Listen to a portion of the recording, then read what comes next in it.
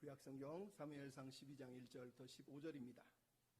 오늘 그대들은 어떻게 살 것인가 이런 제목으로 말씀을 나누겠습니다. 잠깐 기도하겠습니다. 하나님, 이 시간에 우리가 또 주의 말씀을 묵상합니다.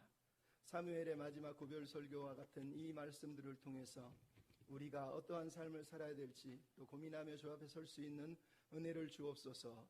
부탁하며 예수님의 이름으로 기도하옵나이다. 아멘. 세계 영화계의 거장 중에 한 명이고 일본 애니메이션 영화계의 거장인 미야자키 하야오라고 하는 감독이 작년 10월 달에 우리나라에 영화를 하나 개봉시켰습니다. 그대들은 어떻게 살 것인가 라는 게 제목이에요. 이분은 원래 10년 전에 은퇴하기로 마음을 먹었는데 10년이 지나서 82세 백발이 하얀 머리를 한 이 감독이 갑자기 이 영화를 세상에 내어놓은 거예요.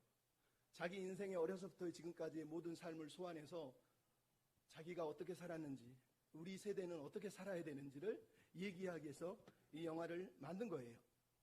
이 영화에 보면 마이토라고 하는 한 소년이 나오는데 그 소년이 탑에 갇혀가지고 막 겪는 어려운 모험 이야기예요. 근데 이 이야기가 무슨 얘기냐면 사실은 미야자키 하야오라고 하는 감독이 전쟁통에 1941년경인가 전쟁통에 태어나서 전쟁을 어려서부터 경험을 했고 아버지는 군수물자를 팔아서 전쟁 무기를 부역한 부역자예요. 그러니까 그거에 대한 참회를 하고 있어요. 나아가서 자기 어머니는 전쟁통에 9년 동안 폐렴으로 시름시름 앓다가 결핵으로 결국은 죽었어요. 그러니까 이 슬픔과 이 아픔을 기억하면서 자기가 살았던 삶을 반성하고 그 당시 일본이 군국주의, 제국주의 막 전쟁의 망령에 사로잡혀서 세상을 막 무너뜨리려고 전쟁하려고 했던 그런 모든 파시즘에 대해서 비판을 하고 반전에 대한 메시지를 담은 게 그대들은 어떻게 살 것인가예요. 근데 이 영화 제목은 사실은 일본의 요시조 겐자부로라고 하는 사람이 청소년을 위한 인생론이라고 하는 책을 썼는데 그 책 제목이 그대들 어떻게 살 것인가라고 하는 제목에서 이 영화가 따온 거예요. 왜냐하면 그대들 어떻게 살 것인가는 요시노 겐자부로라고 하는 사람이 1937년 세계대전 당시에 일본이 중일전쟁을 치르면서 아까도 말했던 그런 제국주의, 패권주의, 군국주의, 전체주의 그리고 파시즘에 막 사람들이 망령에 붙들려가지고 모든 일본 사람들이 막 동아시아를 우리가 점령해야 되고 세계를 점령해야 된다 이러면서 막 사람들이 전쟁광에 빠져가지고 파시즘에 열광을 하고 있던 때예요. 그래서 반대하는 사람은 숙청하고 막 사로잡아서 막 그런 어떤 엄격한 시대를 살았던 때예요. 근데 이때 요시노 겐자부로라고 하는 사람이 그대들 어떻게 살 것인가라고 하는 책을 청소년들을 위해서 쓴 거예요. 이 내용을 보면 우리 다음 세대는 이런 군국주의, 제국주의, 파시즘의 망령에 시달려서 살지 말고 우리 아이들만큼은 제발 더 가치 있는 삶이 무엇인지 더 휴머니즘적이고 아름다운 세계관을 우리가 가르쳐줘야 된다. 아이들이 더 이상 죽이고 싸우고 분열하는 세상이 아니라 서로를 섬기고 서로가 화합하는 그런 세상을 꿈꿔야 된다 이러면서 이 책을 사실은 썼던 거예요. 이 책 중에 재밌는 게 하나가 나오는데 그 당시 사람들이 히틀러, 나폴레옹 뭐 이런 사람들을 영웅시했다는 거예요. 왜? 전쟁 막 서로 막 세상을 무찔러야 된다고 믿는 일본 사람들이니까 히틀러나 나폴레옹을 영웅시한 거예요. 근데 이 사람은 책을 쓰면서 이런 얘기를 해요. 과연 나폴레옹이 영웅이었는가?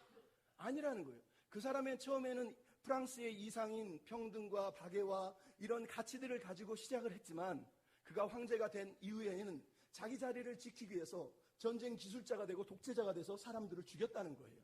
이거는 영웅이 아니라 아주 나쁜 악랄한 인간이라고 얘기를 한 거예요. 그러니까 여러분 이 책을 쓴 이유가 바로 그거라는 거예요. 우리 다음 세대는 저런 사람을 영웅으로 떠받들지 말고 서로를 섬기고 서로를 사랑하며 서로를 위해서 희생하는 사람을 진정한 영웅으로 생각하는 그런 삶을 살았으면 좋겠다라고 책을 쓴 거예요. 이 책을 읽으면서 이 감독이 감동을 받아가지고 백발의 하얀 머리에 82세의 감독이 영화를 만든 거예요. 그 제목이 아까도 말했지만 그대들은 어떻게 살 것인가요? 근데 여러분 오늘 본문도 똑같습니다. 이제 12장을 시작하면 백발의 하얀 머리에 나이가 많이 든 사무엘 선지자 이 할아버지가 이제 드디어 사울을 공적인 왕으로 세우고 나서 그 자리에서 왕으로서 나라를 다스릴 사울에게 한편으로는 축사를 하는 자리이고 한편으로는 자기가 그동안 나라를 통치했던 사람으로서 퇴임 설교, 고별 설교와 같은 어떤 설교 말씀을 전하고 있는 거예요. 물론 그렇다고 해서 사무엘이 지금 퇴임을 하고 뒷방 늙은이처럼 물러나서 아무것도 안 하느냐? 그게 아니라는 거예요. 사무엘은 이 설교를 한 이후에도 여전히 선지자의 사역을 계속하면서 사울에게 그렇게 살면 안 된다고 경고를 했고, 마지막에는 사울이 왕권을 폐위를 선언한 사람이고, 다윗에게 기름을 부어서 하나님이 너를 왕으로 세웠다고 선언한 사람이고, 나아가서 선지 학교를 세워서 후배들을 양육하는 말씀의 사역자의 길을 끝까지 걸어갔던 사람이라는 걸 기억해야 된다. 이 사람이 오늘 이 설교를 하고 있는 거예요. 지난주에도 말씀드렸지만 11장에서 암몬 왕 나하스와 전쟁을 통해서 큰 승리를 벌이고 이스라엘 백성들이 막 열광을 하면서 우리에게 드디어 왕이 생겼다 그러면서 막 행복해하고 잔치를 벌이고 샴페인을 터뜨리는 그 자리에서 사무엘은 기뻐하지 않았어요. 샴페인을 터뜨릴 때가 아니라고 생각했단 말이에요. 왜? 더 중요한 것이 있었기 때문이라는 거예요. 그래서 오늘 본문은 마땅히 축하해주고 격려해주고 잘했어, 우리 같으면 그랬어야 할 그 자리에서 그렇게 하지 않아요. 오히려 새로 출범한 왕정이 이제 새롭게 출범하잖아요. 이 새롭게 출범한 왕정을 향해서 경고를 하고 책망을 하고, 하나님의 나라의 백성이, 살아계신 하나님을 섬기는 나라의 백성들이, 그리고 왕이 어떻게 살아야 되는지, 왕의 본질과 백성의 본질이 무엇인지, 우리의 삶은 어떠해야 되는지를 강력한 어조로 지금 권면을 하고 있는 내용이 오늘 본문이란 말이에요. 그래서 오늘 본문은 사실은 사법적인 설교라고 그래요. 소송을 하고 있어요. 한 번은 자기 자신을 재판대에 올려서 자기 자신을 백성들 앞에서 심판을 받는 그런 재판 형식을 따르고 있고, 6절부터 15절은 이제는 이스라엘 백성들을 소송하면서 하나님 앞에서 이스라엘 백성들의 죄를 낱낱이 고소하는 검사 역할을 하고 있는 것을 오늘 우리가 보고 있는 거예요. 이 두 번의 소송을 통해서 사무엘은 이스라엘 백성들이 이제 왕정을 시작하는데 당신들은 어떻게 살기를 원합니까? 이렇게 살면 안 됩니다 라고 말하고 있는 것이고, 오늘 우리에게도 똑같이 얘기하는 거예요. 여러분은 이 설교를 들으면서 여러분은 그러면 어떻게 살기를 원하십니까? 오늘 본문은 그 말씀을 우리에게 들려주고 있는 거예요. 따라서 합시다. 일보다 삶의 거룩이 더 중요합니다. 일이 아니라 삶으로 믿음을 증명하라는 거예요. 여러분, 일이 아니라 삶으로 자기 인생을 증명하라는 거예요. 여러분, 백발의 나이 든 사무엘을 보십시오. 그가 지금 퇴임 설교, 리더십, 위양 설교를 하고 있어요. 근데 그 설교에서 가장 먼저 자기 자신을 재판대에 올려놓고 있어요. 자기를 신문해 달라는 거예요. 그러면서 이제 여호와 앞에서, 그리고 사울 앞에서, 그리고 백성들이 검사 겸 증인으로 나와서 내 죄가 무엇인지 좀 얘기해 달라고, 드러내 달라고 요청을 하고 있는 장면이 1절부터 5절에 나오고 있습니다. 1절에 보면 왕을 세운 다음에 권면을 이렇게 하고 있어요. 온 이스라엘 백성들에게 말하기를, 너희가 요구한 대로 왕을 세웠다. 하지만 잊지 마라 라는 얘기를 이제 하기 위해서 이 본문을 시작하고 있다는 거예요. 여러분, 이제 말년이 되었어요. 그리고 왕을 세웠어요. 자기는 이제 통치의 자리에서 내려와야 되는 게 사무엘이에요. 그는 그동안 하나님의 나라를 위해서 열심히 살았는데 백성들이 하나님도 버리고 자기도 버리고 왕을 요구했다는 거예요. 이제 말년에 그 자리를 물러나는 사무엘, 얼마나 마음이 씁쓸하고 해안이 가득하겠습니까? 하지만 그는 그 서운함과 그 배신감에 대해서 1절 얘기하지 않습니다. 그런 감정은 전혀 중요하지 않기 때문에 그런 감정에 대해서 토로하지 않습니다. 오히려 하나님 나라의 새로운 시작을 꿈꾸면서 하나님 나라를 위해서 무엇이 더 중요한지를 이 사람들에게 가르치려고 하고 있다는 거예요. 그래서 2절에 뭐라 그럽니까? 왕이 너희 앞에 출입하듯이 나도 너희 앞에서 출입하였느니라 라고 자기가 그동안 했던 일을 얘기합니다. 여기서 출입하다라는 단어는 통치하다라고 하는 수거예요. 왜냐하면 민수기 27장에 보면 모세가 여호수아를 세우면서 하나님께 기도합니다. 하나님, 이 사람을 회중 앞에 세워서 그로 그들 앞에서 출입하고 그들을 인도하여 출입하게 하소서, 이렇게 얘기합니다. 이때 이 출입이라는 단어가 통치하다, 아니면은 목자 없는 양 같은 사람들을 통치하고 다스리는 목자의 리더를 얘기할 때 쓰는 단어예요. 나가 여러분이 잘 아는 열왕기상 3장 7절에 솔로몬이 왕이 됐어요. 근데 자기가 왕이 돼서 이 많은 사람을 다스릴 능력이 없어요. 그때 하나님 앞에 기도하기를 뭐라 그럽니까? 하나님, 좋은 어린아이라 출입할 줄 알지 못하나이다, 이렇게 얘기합니다. 이 말은 출입할 줄 못한다는 게 무슨 말이에요? 자기는 통치할 능력이 없다는 거예요. 아직 어리다는 거예요. 아직 초짜라는 거예요. 아직 경험이 부족한 사람이다 라고 얘기하는 거예요. 즉, 이 출입하다는 단어는 통치하다는 단어예요. 즉, 자기가 통치했었고 이제 사울이 통치하게 됐다는 얘기를 하는 거예요. 근데 그러면서 자기 자신을 지금 평가하는 거예요. 근데 재밌는 건 여기서 할라크, 출입하다는 단어가 히브리어로 할라크인데, 할라크라는 단어는 걸어가다라는 뜻이에요. 그래서 출입하다는 단어는 통치하다는 개념만 있는 것이 아니라 내가 매일매일 살아낸 삶에 대해서 얘기를 하고 있는 거예요. 내가 어떻게 살았는지를 얘기하는 거예요. 그래서 뭐라 그럽니까? 내가 어려서부터 지금 머리가 휘어졌고 내 아들들도 나와 함께 있는데 당신들이 그걸 다 보셨지 않습니까? 라고 얘기하는 거예요. 여러분 2절에서 사무엘이 나는 머리가 휘어졌고 나이가 늙었고 내 아들들은 나와 함께 있고 라고 얘기합니다. 지금 우리 앞에 자기 인생을 다 달리고 자기 사명을 끝까지 감당한 머리가 하얀 백발의 노 선지자가 있는 거예요. 그 사람이 자기를 평가하고 있어요. 자기는 한 점 부끄러움 없는 인생을 살았다라고 얘기를 하는 거예요. 여러분은 어떻습니까? 여러분의 노년은 어떻게 평가를 받고 싶습니까? 영화 러브픽션이라고 하정우하고 공효진이 나오는 영화가 있는데 거기에 보면 이런 대사가 있어요. 영화 끝날 쯤에 이런 말을 하는데 사람들은 평생 자기 자신에 대한 오해를 해명하며 사는 것 같아. 여러분 이게 무슨 말이에요? 여러분 우리가 살아온 삶들을 돌아보면 다 나는 잘못한 것 같기도 하고 잘못 안 한 것 같기도 한데 사람들이 나를 다 잘못했대. 그래서 우리는 평생 그걸 해명하며 살다가 그냥 간다는 거예요. 얼마나 불쌍합니까? 여러분 그게 우리 인생이에요. 왜? 우리가 돌아온 사람들은 다 걸어온 자국이 죄의 자국이잖아요. 그러니까 해명해요. 아, 나 왜 그랬는지 어쩔 수 없었어. 여러분 근데 오늘 본문의 사무엘이 지금 그러고 있는 겁니까? 아니요. 사무엘은 지금 자기를 오해했다고 해명하고 있는 게 아니란 말이에요. 오늘 본문이 뭐라고 합니까? 나는 어려서부터 너희 앞에 지금까지 이렇게 살았다는 거예요. 근데 그 옆에 누가 있어요? 자기 아들들, 우리 아들들도 내 아들들도 너희와 지금 함께 있지 않느냐라고 말한다는 거예요. 그럼 이 아들들이 누굽니까? 이미 사무엘상 8장에 보면 백성들이 아들들이 뇌물을 받고 잘못을 했다고 그러면서 사무엘 당신은 왕 자리에서 우리식으로 말하면 왕의 자리에서 내려오라 그러면서 비판을 했던 그 아들들이에요. 근데 그 아들들이 지금 사무엘 앞에 있는 거예요. 근데 사무엘이 당당하게 내 아들들도 여기 있는데 라고 말하고 있는 거예요. 그러면 이게 무슨 말이에요? 만약 사무엘 아들들이 여전히 나쁜 짓을 하고 범죄하고 못된 짓을 하고 있다면 백성들이 사무엘의 설교를 들으면서 뭐라고 그러겠어요? 웃기고 있네. 너나 잘 살지. 그렇지 않겠습니까?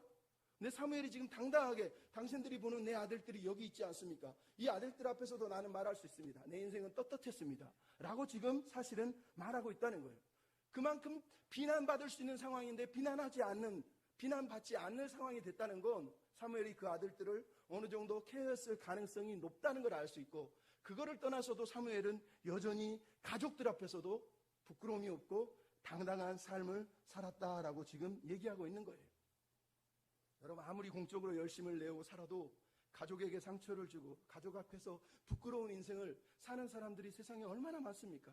세상적으로는 밖에서는 다 대단해 보이지만 집에 가서는 가장 못난 남편, 가장 못난 아내, 가장 못난 엄마처럼 막 성질내고 화내고 막 이러면서 살지 않습니까? 여러분 그건 부끄러운 거예요. 사무엘은 지금 자기는 사적으로 그렇게 살아본 적이 없다는 거예요. 남편으로, 아버지로, 선지자로 단 한 번도 부끄럽게 살아낸 적이 없다라고 얘기하는 거예요. 사무엘이 왜 고별 설교를 하는데 이 얘기를 합니까? 나는 사적으로 하나님 앞에서 여러분 앞에서 부끄럽지 않아요 라고 말하고 있는 거예요. 왜? 사람에게 중요한 건 공적인 사역이 아니라 사적인 영역이 가장 중요한 거예요. 수신, 제가 할 때 수신이 가장 먼저 돼야 되는 거예요. 수신이 없는 사람이 제가 평천하를 하기 때문에 나라가 망하는 거예요. 자기 자신의 사적인 욕심을 내려놓지 못하면 리더도 망하고 나라도 망하는 거예요. 오늘 본문이 그 얘기를 하는 거예요. 사무엘은 자기 개인적으로도 가정적으로도 부끄럽지 않았다고 지금 말하고 있는 거예요. 그럼 몇 년 전에 우리나라의 신학계의 거장인 고 박윤선 목사님, 신학생들은 다 알아요. 그 목사님의 딸이 목사가 돼서 책을 썼는데 책 제목이 목사의 딸, 하나님의 종이라는 이름 뒤에 감춰진 슬픈 가족사라는 책을 썼어요. 무슨 얘기예요? 박윤선 목사님은 그러면 우리나라에서 모든 신학자들이 옛날부터 최고로 떠받드는 목사님인데 그 딸이 목사가 돼서 쓴 책이 우리 가정은 너무 슬펐다는 거예요. 왜? 아버지가 세상에서는 밖에서는 한국교회의 대단한 인물이었는지 모르겠지만 집에서는 가족들에게 너무 소홀했고 자기 어린 나이에 자기를 너무 심하게 학대했고 폭력을 휘둘렀고 권위주의적이고 율법주의적이었고 기복주의적이었기 때문에 자기는 그게 너무너무 많은 상처를 받았다고 얘기하는 거예요. 여러분 이게 진짜 그 사람의 모습이라는 거예요. 물론 그 사람의 제자들이 막 들고 일어나서 어떻게 아버지를 모욕하며 명예를 훼손하느냐는 거예요. 근데 여러분 아버지 밑에서 자란 딸이 더 잘알지 지들이 뭘 잘합니까? 솔직히 얘기하면 그렇게 힘들었다고 얘기하는 거예요. 그 사실이 설령 반쪽일지라도 그거는 진실인 거예요. 왜? 그 목사님이 사회적으로는 공적으로는 대단했는지 모르지만 집에서는 가족들에게는 사적으로는 전혀 덕이 되지 못한 아름답지 못한 삶을 살았기 때문에 그런 일이 벌어졌다는 거예요. 근데 여러분 오늘 본문에 사무엘이 뭐라고? 자녀들 앞에서 난 떳떳하다는 거예요. 난 부끄럽지 않다는 거예요. 여러분 이 사적인 삶이 공적인 삶을 떠받드는 기초가 됐다고 지금 말하는 거예요. 그래서 이제 시작하는 게 뭐예요? 3절에 내가 공적으로도 여러분 앞에 부끄러운 적이 있었습니까? 라고 말하면서 5가지 항목으로 자기의 죄가 있는지 소송을 걸어서 내 죄가 무엇인지 한번 들춰내보라 라고 얘기하는 거예요. 근데 뭐라 그러죠? 여호와 앞에서, 그리고 여호와의 기름 부으신 자인 사울 왕 앞에서 증언한다고 얘기합니다. 여기서 핵심은 뭐예요? 사울을 지금 언급하는 거예요. 왜? 자기가 리더십을 내려놓고 리더십을 이양하는 자리에서 이제 새로운 리더가 될 사울에게 지금 왕이 된다면, 네가 리더가 된다면 이것이 정말 중요하다는 걸 가르쳐주기 위해서 이 설교를 먼저 시작을 하고 있기 때문에 자기 삶을 언급하는 거예요.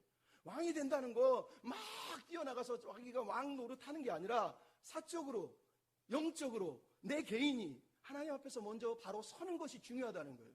그거 없이 열심히 살아내봤자 아무 의미가 없다는 거예요. 그 얘기를 하려고 오늘 이 말씀을 하는 거예요.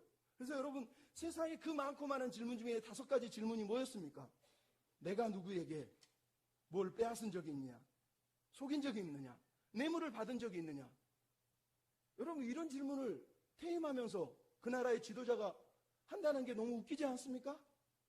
아무리 생각해도 여러분 이해가 안 되죠. 우리는 어떻게 하고 싶어요? 물러날 때 되면 내가 얼마나 대단한 일을 했는 줄 압니까? 여러분 내 사역을 보십시오. 내가 이뤄낸 성과를 보십시오. 이 큰 교회를 보십시오. 이 성도들을 보십시오. 이 헌금을 보십시오. 내가 이룬 겁니다. 대통령이나 지도자들은 내가 한 일을 봐라. 내가 얼마나 대단해. 이 나라를 위해서 얼마나 희생했는지 아느냐. 근데 여러분 사무엘은 그런 거를 자기 인생의 평가 기준으로 제시하지 않는다는 거예요. 사역의 열매들을 가지고 자기 인생을 평가해달라고 말하고 있지 않다는 거예요. 참 희한하잖아요. 사무엘이 사무엘상 7장에 보면 에벤에셀의 승리를 통해서 성경에 뭐라고 그럽니까? 사무엘이 사는 동안 블레셋 사람을 막아서 블레셋 사람이 땅 뺏긴 걸 다 회복하고 블레셋뿐만 아니라 적들과 평화를 이루었고 사무엘이 사는 날 동안 이스라엘 다스리는 동안 평화가 있었대요. 그러면 이 사람이 물러날 때 자기가 자랑할 게 얼마나 많습니까? 내가 얼마나 대단한 사람인 줄 알아? 나 때문에 이렇게 놀라운 일이 벌어난 거야. 내가 하나님 나라를 위해서 이렇게 희생한 거야. 이렇게 말할 수 있는 거예요. 근데 여러분 사무엘은 그렇게 자기 자신을 평가해달라고 얘기하지 않아요. 공적인 사람이 가장 사적인 걸 가지고 자기를 평가해달라고 지금 얘기를 하는 거예요. 사적으로 내가 권력을 남용해서 이득을 취하고 남을 속이고 뇌물을 받았냐는 거예요. 여러분 이게 중요한 거예요. 영적인 스승인 사무엘이 사울에게, 지금 제자이자 왕이 될 사울에게 이 교훈을 하고 있는 거예요. 왜? 사무엘은 염려하고 있는 거예요. 왜 염려합니까? 사람이란 존재 때문에 그래요. 사람은 여러분 공적인 자리에 올라가면 자기 자신이 공적인 일을 하고 사역을 하고 무슨 일을 할 때 그게 자기라고 믿어요. 그래서 자기 인생을 공적인 것으로 가지고 포장을 합니다. 내가 이런 사역을 했고 내가 이런 일을 이뤘고 내가 이런 열매를 거뒀어. 그걸 자기라고 믿는 거예요. 그게 현대인들의 모순이라는 거예요. 근데 우리 모습은 거기에 있지 않아요. 오늘 본문이 말합니다. 우리를 평가하는 기준은 사역에 있는 게 아니라 내가 매일 내 가정 속에서 내 자녀 가운데 내 삶 가운데 부딪히며 살아낸 삶의 열매, 그게 나를 평가하는 기준이라는 거예요. 거기서 시작하는 거예요. 거기서. 신앙의 시금석은 내가 이룬 일, 사역, 성공이 아니라 매일의 삶의 사소한 부분에서 하나님은 우리를 평가하실 거고 나 또한 그렇게 살아야 된다는 거예요. 그게 진짜 내 모습이기 때문에 그런 거예요. 가장 가까운 내 아이에게, 내 자녀에게, 내 부모에게, 내 아내에게, 내 남편에게 하지 않는 삶을 통해서 우리가 하나님께 믿음을 드러낼 수 없어요. 공적으로 아무리 많이 해도 그거는 어떤 면에서 의미 없는 평가 기준이 되는 거예요. 그럼 오늘 본문에 이 사무엘의 마음을 우리가 여러분도 깨달아야 돼요. 여러분 어떤 목사님이 그랬어요. 교회에 공금을 횡령하고 또 돈 문제로 자녀들끼리 아버지 때문에 갈등을 겪고 싸우고 그랬어요. 성도들이 막 반대했어요. 그랬더니 이분이 설교단에 올라가서 이렇게 얘기했어요. 내가 얼마나 하나님을 사랑하는 줄 알아? 내가 당신들보다 더 많이 헌금을 했고 더 많이 새벽 기도를 드렸고 더 많이 예배했어. 그런데 어떻게 나를 이렇게 취급해? 착각하는 거예요. 그거 믿음 아니에요. 그냥 믿음의 겉으로 드러난 표현일 뿐이에요. 내가 사적으로 남의 걸 빼앗고 속이고 뇌물을 받는 그게 나예요. 그게 나. 그거를 공적인 사역으로 막 덮은다 그래서 내가 없어지는 게 아니에요. 그 더러운 나는 여전히 그 자리에 남아있는 거라고 얘기하는 거예요. 여러분 사무엘이 말하잖아요. 내가 빼앗은 적이 있느냐? 속인 적이 있냐? 뇌물 받은 적이 있느냐? 우리 같으면 요즘 유행하는 말로 내가 박절하지 못해서 어쩔 수 없이 받아서 웃기고 있네.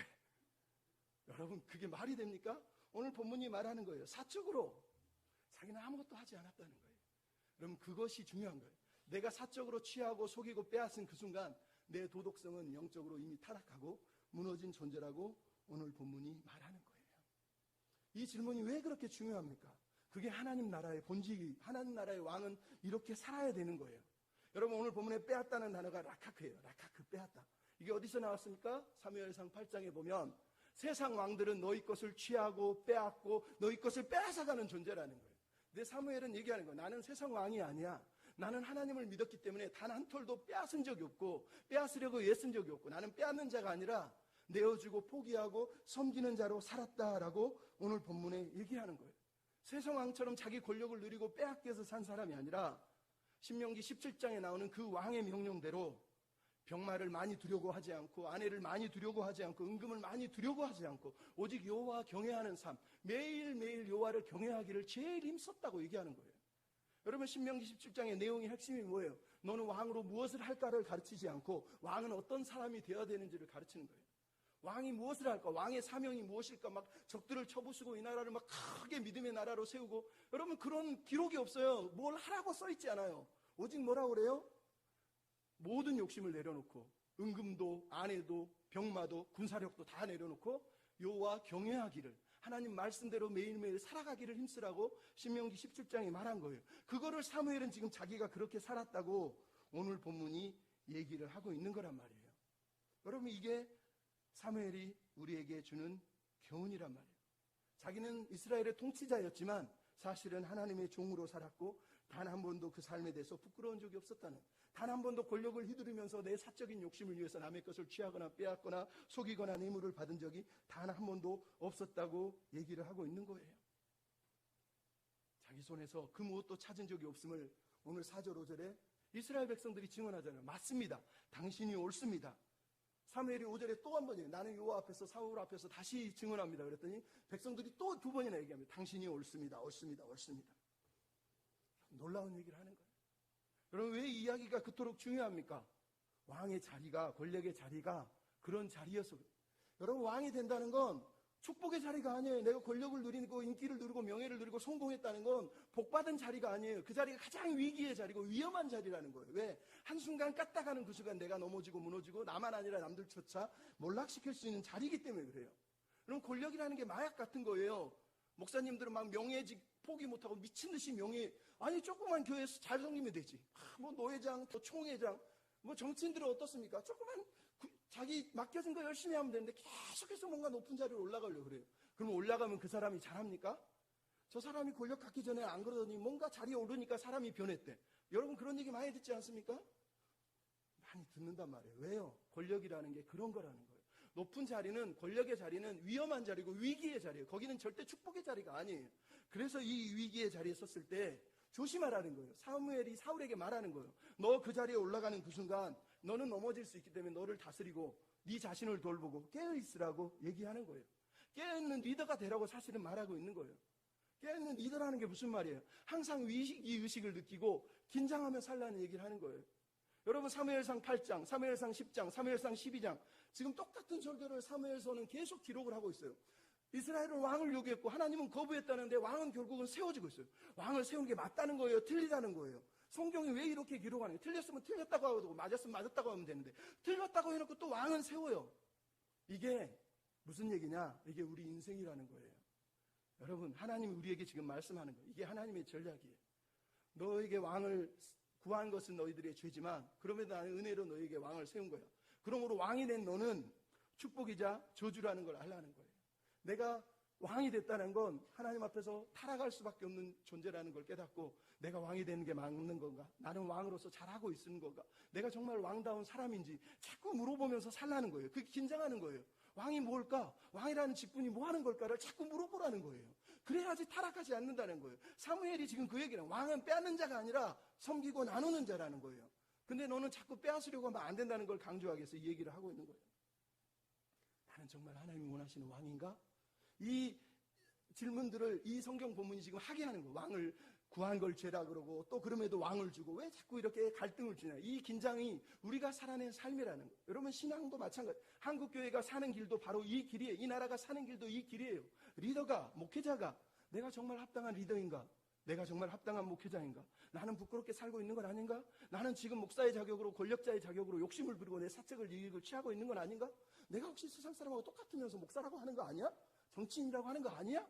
자꾸 물어봐야 된다는 거예요. 매일 우리는 십자가를 보면서 내가 정말 십자가 일을 걷고 있는 거 맞아? 말만 십자가 얘기하면서 내 욕심 취하고 내 영광 취하는 거 아니야? 계속 그걸 물어봐야 된다는 거예요. 그렇게 긴장해야지 이 위기의 자리에서 우리가 넘어지지 않고 깨어있는 존재가 된다는 거예요. 그래서 이 말씀을 하는 거예요.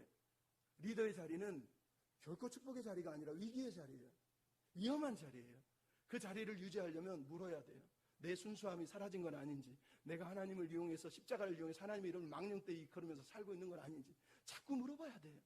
그래야지 내가 겉으로 드러나는 그 욕망, 그 인기, 그 명예, 그 성취욕들을 내려놓을 수 있는 거예요.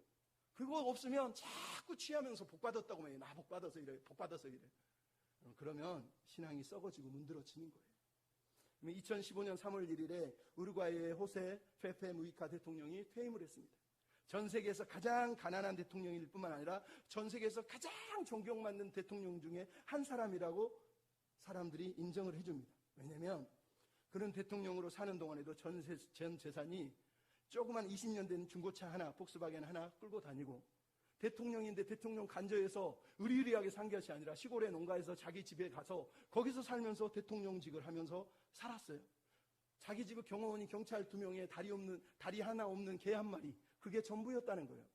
양복도 넥타이조차 매지 않고 항상 허름한 양복 몇 벌만 갈아입고 대통령직을 했다는 거예요. 그럼 이게 그 사람이 자기 자신을 지키려는 마음이 왜? 그는 어려서부터 독재 치하에서 고통을 당했고 힘겨웠고 가난한 사람들이 어려움을 받고 14년 감옥살이를 하면서 얼마나 백성들이 힘겹게 사는지를 알았어요. 그래서 자기가 우리식으로 말하면 대통령 월급이 1,300만 원인데 그 90%를 기부하고 130만 원만 가지고 대통령을 끝까지 했다는 거예요. 누가 그럴 수 있습니까? 우리는 비행기 타고 다니면서 쓸 돈 다 써가면서 자기 욕심 부리고 사는데, 여러분 이런 사람이 있었다는 거예요. 넥타이도 매지 않아요. 남한테 자랑하려고 막 이러지도 않았다는 거예요. 왜 그렇게 살았냐고 물어봤어요. 나는 다수를 따르는 삶을 사는 것뿐입니다. 우리 국민들 다수가 다 이렇게 가난한데 내가 왜 부자들처럼 그렇게 살아야 됩니까? 라고 대통령직을 하면서 자기를 변호를 했어요. 이게 맞는 거 아닙니까? 목회자는 그 교회 성도들 수준보다 더 낮아야 돼요. 더 높으려고 막 더 많이 가지려고. 그러니까 무너지는 거 아닙니까? 이 나라 정치가 왜 썩었습니까? 많은 국회의원, 많은 정치인인데 세상에 일반 사람들보다 수천은 많은 돈을 가지고 살면서 국민을 위한데, 민생을 위한데. 거짓말 아닙니까? 지금 여러분 이런 거예요. 성경에 나오는 사무엘의 말이 이런 거고 무이카 대통령의 말이 이런 거예요. 이 사람이 대통령을 물러나면서 뭐라고 그랬는지 아세요? 나는 대통령직을 그만두는 게 아니다. 이제부터 시작이다. 여러분 사무엘이 지금 얘기하는 거예요. 나는 지금 통치자의 자리를 물러나지만 이제부터 시작이라는 거예요. 지금까지 변함없이 나는 지금도 여전히 내 명예를 지키며 부끄럽지 않게 살겠다고 말하는 거예요. 무이카 대통령도 사무엘도 똑같은 말을 하는 거예요. 내가 이전처럼 여전히 물러나서도 똑같이 그 명예로운 삶, 그 선지자의 삶, 부끄럽지 않은 삶은 나는 끝까지 살아낼 거야. 이런 얘기를 하고 있다는 거예요. 여러분 사무엘뿐만 아닙니까? 성경 보면 우리가 아는 다니엘이 나옵니다. 우리 지난주에 전도사님이 설교한 다니엘. 다니엘서 6장에 보면 뭐라고 그럽니까? 그 나라에 고관이 120명, 총리가 3명, 총 123명의 의리의리한 권력자들이 나라를 통치하고 왕을 떠받들고 있는데 단 한 사람 다니엘만 그 나라의 고관들이 다니엘을 고발할 근거를 찾았는데 아무 근거도 아무 허물도 찾지 못하고 아무 그릇됨도 아무 허물도 없었다고 성경이 얘기를 하고 있어요. 왜요? 다니엘이 그렇게 하나님 앞에서 늘 깨어있었기 때문에 그런 삶을 살아낸 거예요. 여러분 칼 펠레머라는 코넬 대학교 교수가 인류 유산 프로젝트 내가 알고 있었던 걸 당신도 알게 된다면 이라고 하는 책을 썼어요. 이 책의 내용은 뭐냐? 지난 30년 동안 인간의 삶과 가치를 연구해 오면서 인생의 성공과 행복에 대한 수많은 책과 강연이 홍수처럼 많은데 왜 사람들은 불행할까?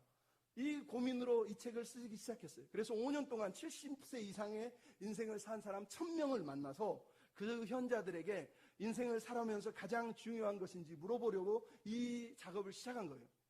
70세 이상 1000명을 만나서 도합 몇 년이야? 8만 년을 산 사람들의 인생 이야기를 쓴 거예요. 근데 이 인생 이야기의 내용이 뭐가 나오느냐? 인생을 후회하지 않기 위해서 가장 중요한 것이 무엇이냐? 정직이라는 거예요. 정직은 우리 삶을 이끌어줄 단 하나의 귀중한 가치관이지. 나는 정직이 모든 것을 지배한다고 생각하네. 자신에게 정직하다면 아내와 가족에게 정직하겠지. 주변 사람들에게 정직하다면 아침에 거울을 보며 이렇게 말할 거야. 난 아무것도 잘못하지 않았어. 여러분, 이게 전 인류를 살아난 사람들의 현자들이 마지막 결론이래요. 인생에서 가장 중요한 건 정직한 거예요. 정직하다는 게 뭐예요? 난 부끄럽지 않다는 거예요. 오늘 사무엘이 얘기하는 거예요. 난 부끄럽지 않아. 난 떳떳해. 난 단 한 번도 사적인 이익을 위해서 속이고 빼앗고 뇌물받고 취한 적이 없다고 얘기를 하고 있는 거 아닙니까? 여러분, 오늘 본문의 이 말씀을 기억하셔야 돼요. 우리가 하나님의 나라를 위해서 막 열심히 일하고 사역하고 자기를 포장하며 살 수는 있어요. 하지만 하나님은 내 사적인 마음, 내 영혼을 먼저 보세요. 내 영혼은 건강한지, 나는 지금 괜찮은 아내로, 괜찮은 남편으로, 괜찮은 자녀로, 괜찮은 부모로 하나님 앞에 부끄럽지 않은 삶을 살고 있는지.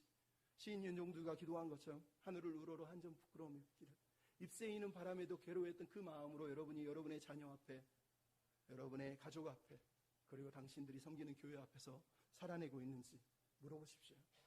그대들은 어떻게 살 것입니까? 하나님 앞에서 다짐하는 은혜의 백성들이 됐으면 좋겠습니다. 우리 찬양 부르고 기도하고 마치겠습니다. 한 사람 되리라. 여러분, 세상은 세상의 길을 따라가지만 우리는 믿음의 길을 걷는 사람들이에요. 우리는 세상처럼 빼앗고 속이고 취하는 사람이 아니에요. 하나님의 제자로서 주님의 부르심을 따라 살아가는 거예요. 그런 믿음의 사람들 다 되기를 주님 앞에 기도하며 우리 같이 찬양합시다. 세상은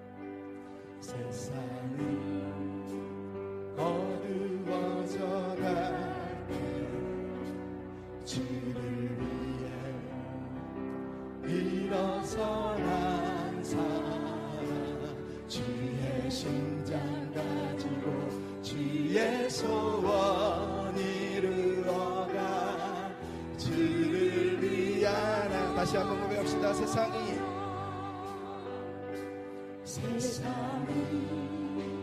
어두워져 갈 때 주를 위해 일어서는 사, 주의 심장 가지고 주의 심장 가지고 주의 소원 이루어가 주를 위한 사람. 세상에서 부름받은 사람, 세상으로 나가란 사람, 작은 자가 전을 이루, 우리 약한 자가 강극을 이루, 주님이 찾으시는 한 사람, 주님이 찾으시는 한 사람, 이웃의 눈물 닦아줄 사람, 주님의 손에 들린 횃불되는 사람, 모든 세상을 빛으로 주님이 찾으시는 한 사람, 주님이 찾으신 하나님, 그 사람이 내가 되게 하소서. 이웃의 눈물을 닦으며 이웃의 눈물 닦아줄 사람,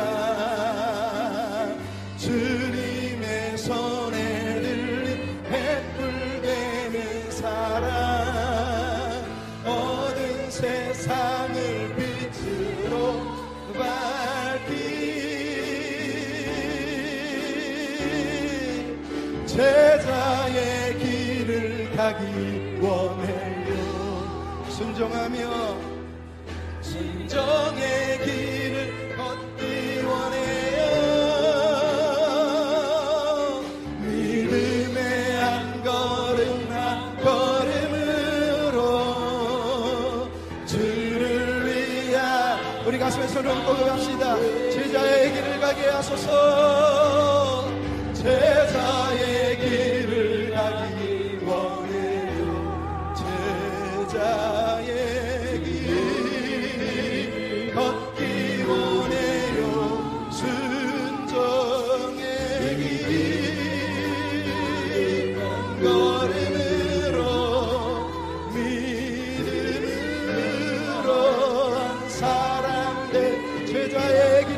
하소서. 제자의 길을 가기 원해 순종하게 하소서. 순종의 길을 걷기 원해요. 믿음의 한 걸음 한 걸음